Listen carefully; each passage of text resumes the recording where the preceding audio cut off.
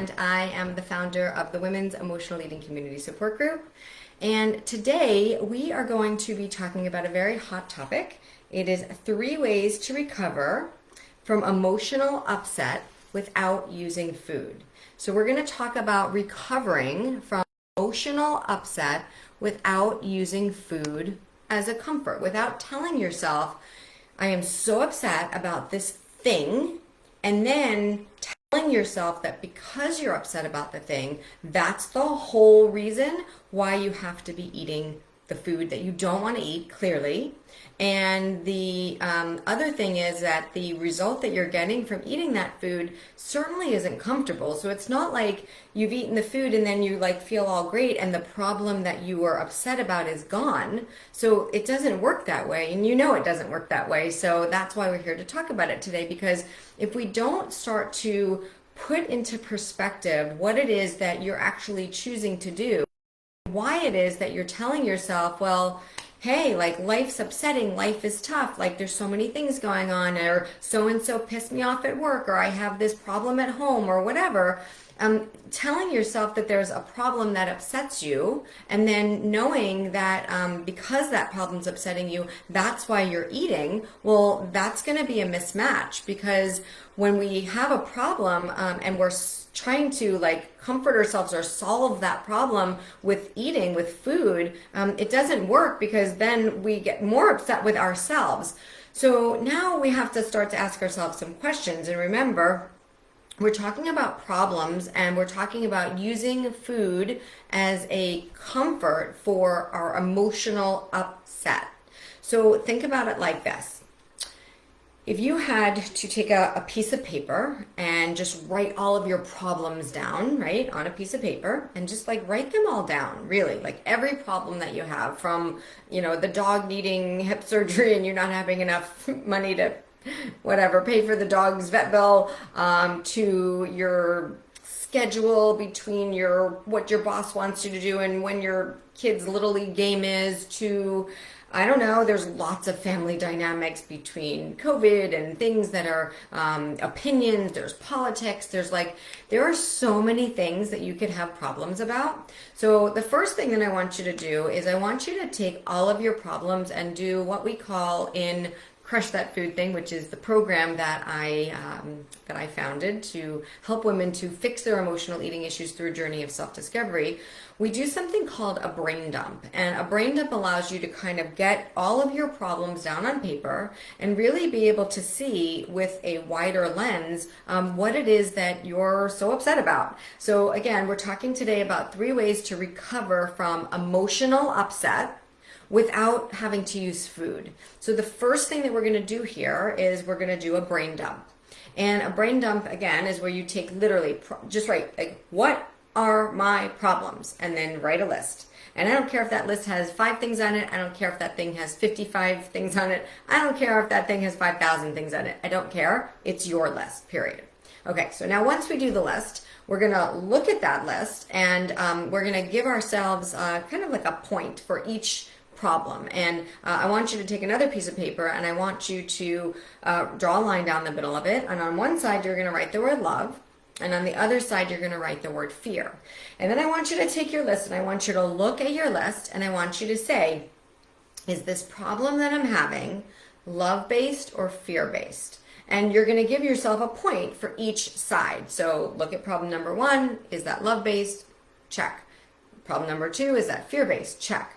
And the way you're going to think about this is you're going to think about it as in, are any of your problems that you're having on that list, are they all solvable? And if they're solvable, then we know that they're real problems, and they're probably love-based, because they show you that you are a strong, capable, a woman who has, the ability to be able to sort through problems one by one and to be able to solve them. Like, for example, if you, whatever, like I shared, if you have the dog situation, or your whatever, like, just knowing that everything that you're going to be choosing is supporting your own best interest. And so if the things that are on your list are all fear-based, then they will not be supporting your best interest.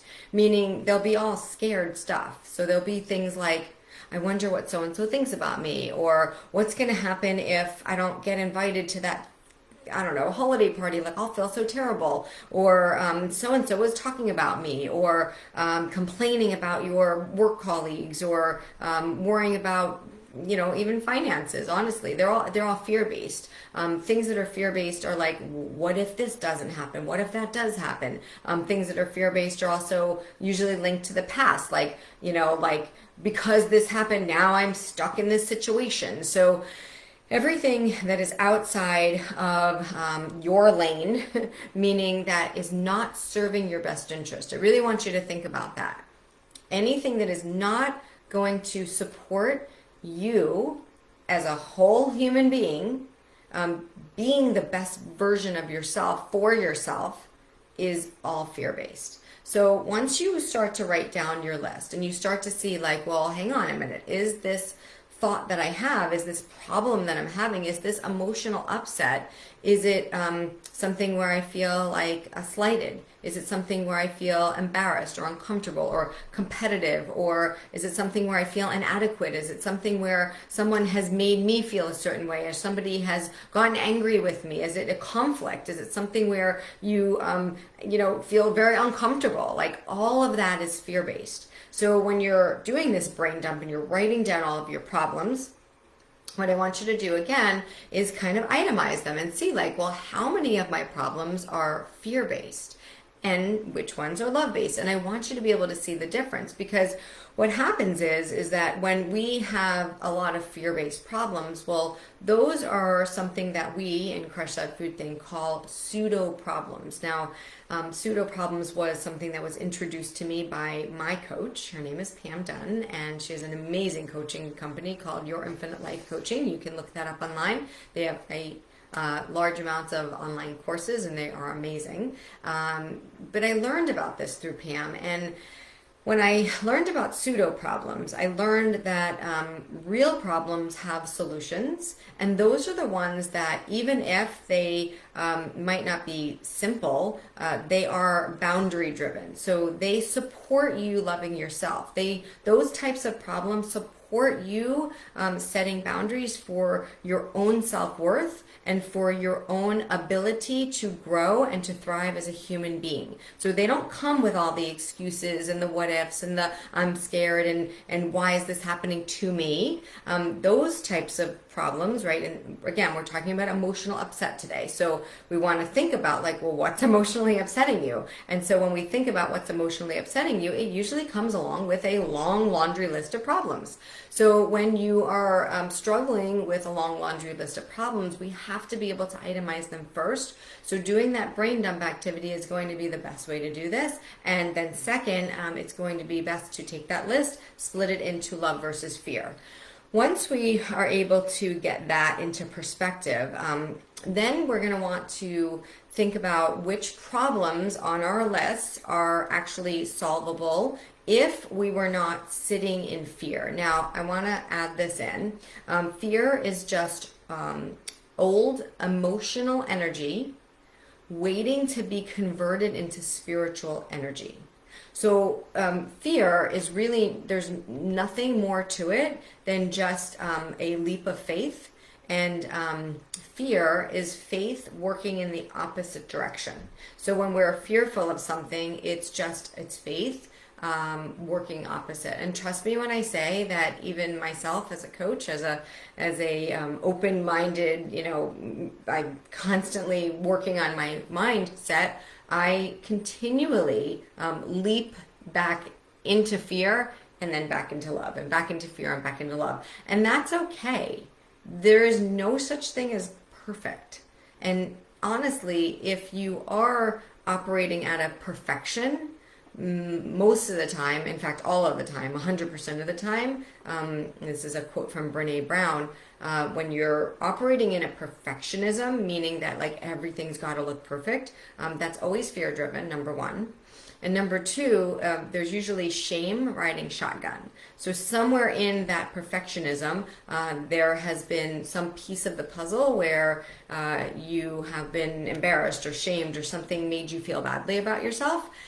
And then because of that, it's all fear-based. So when we're talking about like our emotional upset, a lot of times it's because we get upset because so-and-so didn't do the right thing, or you feel bad like maybe you said the wrong thing and then somebody else got offended, or somebody else made an opinion, or maybe they did something and it pissed you off, or maybe there was a family member that's just like completely narrow-minded and they have their version of the truth and it's totally different than yours, but they're judging you and they're accusing you and they're blaming you and you're like, oh, what do I do? And so this is when we can have this emotional upset, and that emotional upset can definitely lead you to the feeling like you want to eat to comfort yourself. Now, let's just back up a little bit. So what we're going to do is we're going to think to ourselves, if we get our list together, right? We see what our problems are. We see if the problems are love-based or fear-based. We see if the problems are real or pseudo, because we've gone through a few things already. The next step is to ask yourself, well, okay, hang on. Let's be clear, because another thing you can write down is clear is kind. So we're going to be clear. So let's be clear on the fact that if the thing that you were upset about was a fear-based pseudo problem that has no solution, so if there was no solution for that, is it possible that you're just using the fear-based pseudo problem to get to the food? Think about that. Think about what would happen if the same exact emotional upset was going on and food wasn't anywhere near, your space. You couldn't get to the food. So the food was no longer in the equation. Take the food out of the equation. Just mentally think about it.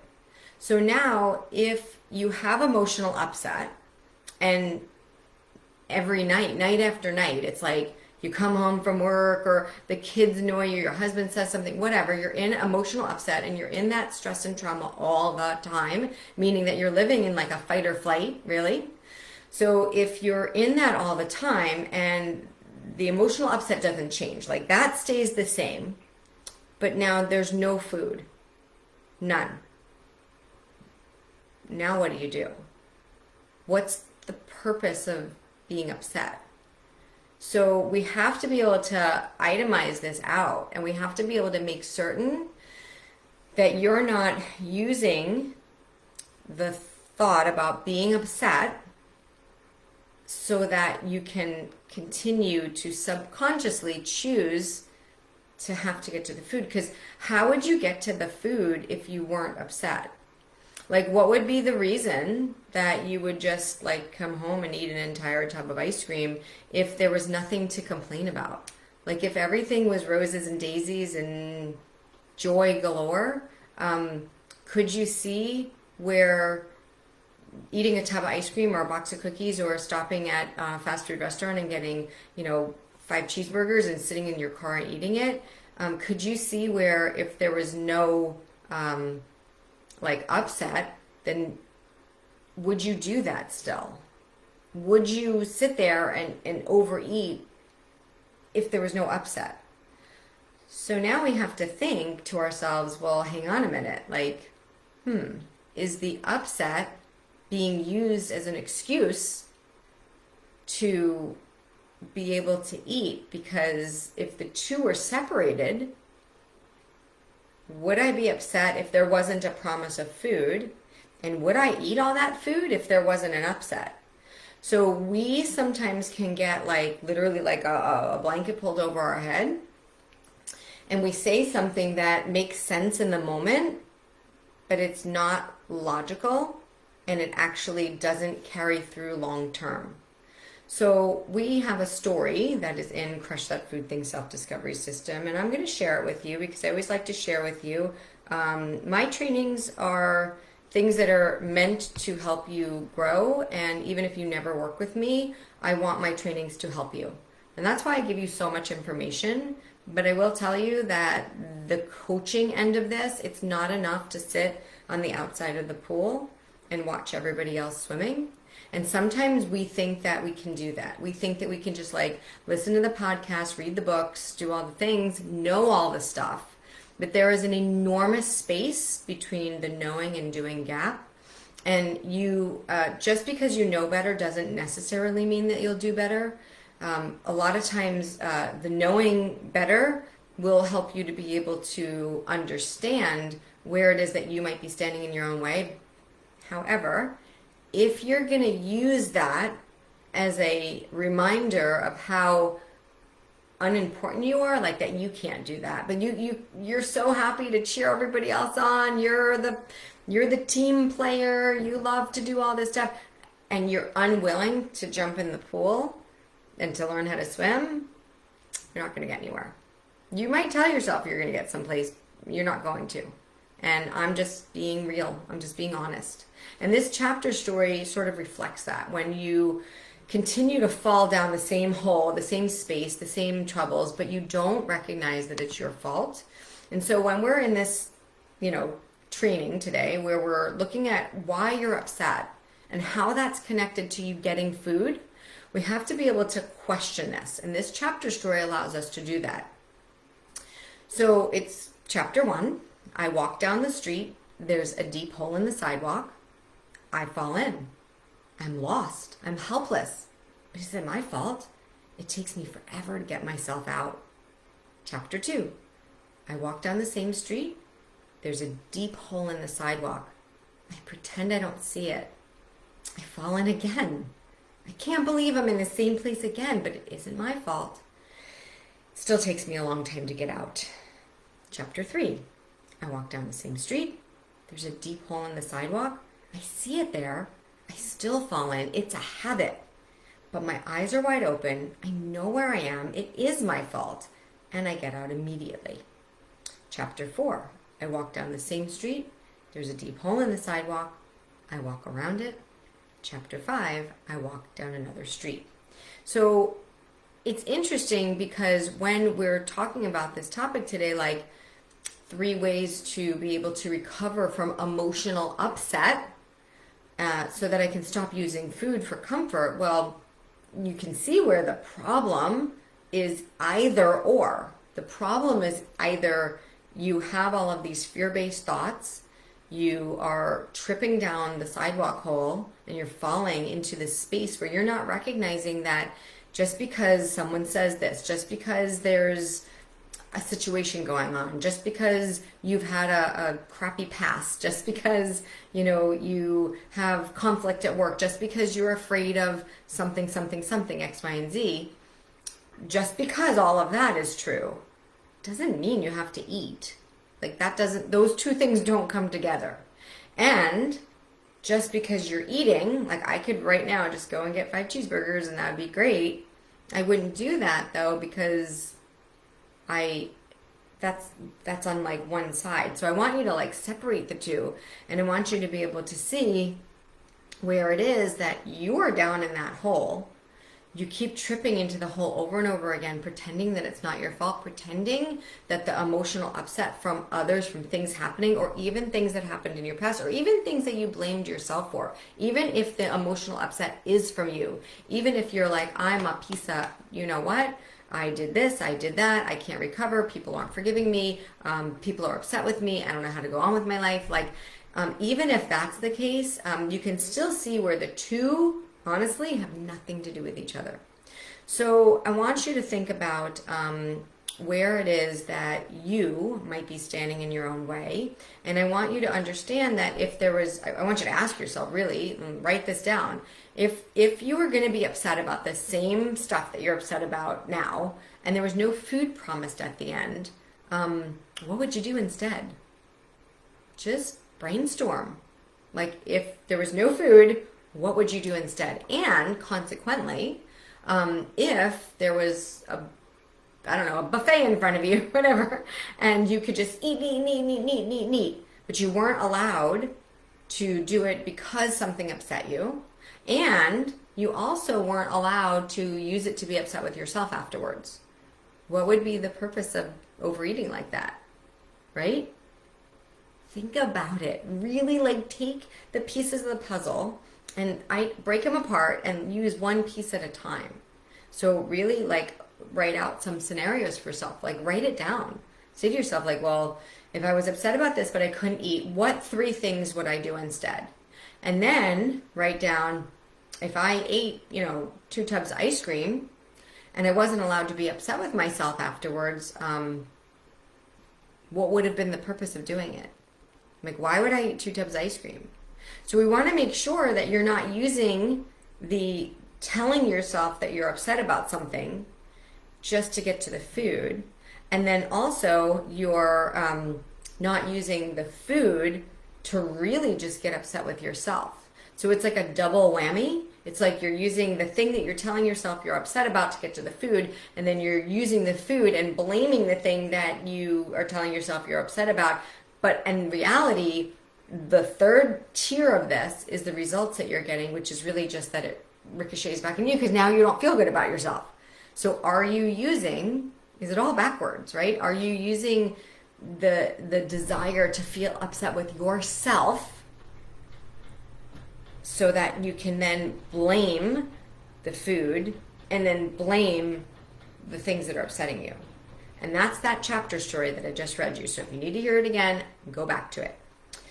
So the funny thing is that things that quote unquote upset us, they are not always like, sometimes they really can be things that upset us. There are things that happen that upset us. I had a situation this weekend with redoing my bathroom, and I had like all these tile complications, and there was just a lot of stuff, and the people at the store were clearly just lying. They weren't being honest. And it's really interesting because I don't tend to think about anything as me being in a victim's position.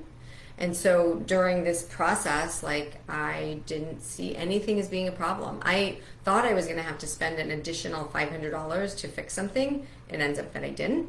However, when I was going through it, like, there was no upset. And so I knew I was right, but I always use this quote, and it comes back to my head over and over again.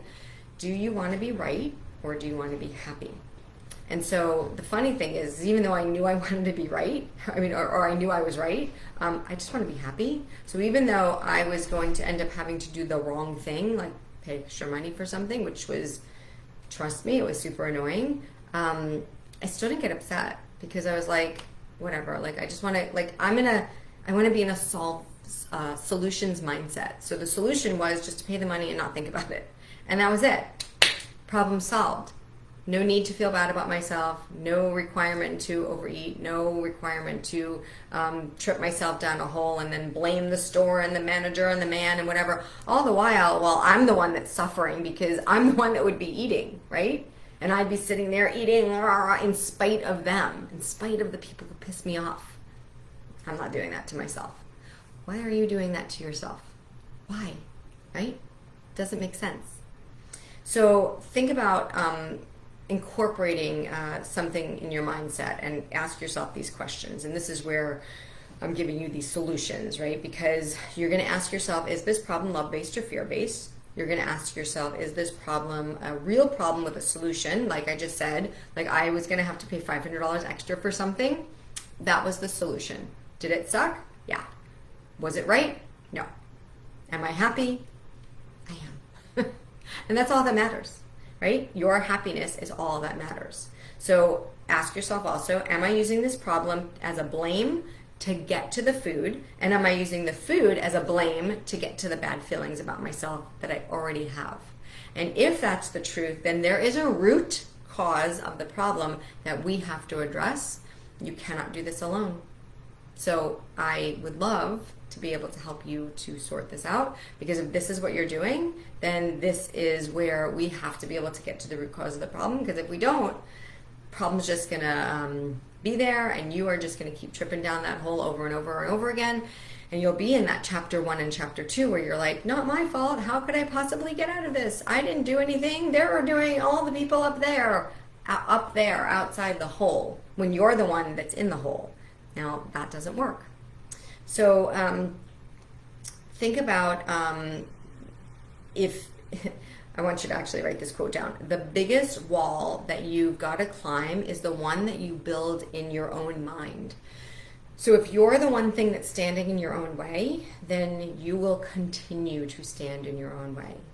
And so make certain that as you start to think about this emotional upset, that it's not upsetting about things that you have the ability to choose to change your mindset and not worry about what the other person's doing. So if you stay in your own lane, then nothing can ever penetrate through your path. And this path will continue to lead you to your integrity. Now, that is what Crush That Food thing is all about. It's all about your own integrity. So ask yourself these questions. What does my 100% look like? I know that you give it to other people. What does it look like for you? 2, am I willing to accept that I have my best interest at heart? Meaning, the man in the store who was clearly lying to me, like he was, because they told me that there wasn't the tile, that whatever. It wasn't there, it wasn't there, it wasn't there, it wasn't there. All of a sudden, oh, it was there. There was a whole pallet. So it was definitely like a mishmash, and it went on for about 4 days. So the thing is that had I then been upset and oh my gosh, and writing complaints and talking about it and being just dramatic and horrible and feeling terrible and overeating and being like, what am I going to do, and helpless and desperate, and I'm exhausted just talking about it. Like if I had done that, then that would have been on me. Like he was lying and that's on him. He wants to lie. He's the one. He has to go home and look in the mirror. I have to go home and look in my mirror. And I want to look at myself, and I want to be happy with the choices that I make, because that makes me feel good about myself. Do you see the difference? So am I willing to accept that I have my best interest at heart? Make certain that you remember that the human mind is a jumble of inaccuracies. So if you think that there's only one way to think about it, you're wrong. You're just wrong. There is many, many, many levels of awareness. Remember, the chapter story is levels of awareness. So think about, this is the last quote that I'll give you, and this is one that I really love. When you're thinking about your emotional problems and your emotional upset, just think about this quote. The crown is heavy, the queen is strong. So be a queen of your own life and use your strength and your inner power. Become your own inner, become your own advocate, and turn away from being an inner critic, and turn away from blaming or judging or shaming or guilting or whatever, or feeling awful about what's happening around you. And that way you won't have so much emotional upset, and that way you won't want to get to the food, and that way you won't use that to tell yourself how awful you feel about yourself. And then it comes back around. All right, thank you so much. It was so nice to be here today. There is a link if anybody wants to chat with me. I am always available. Bye now.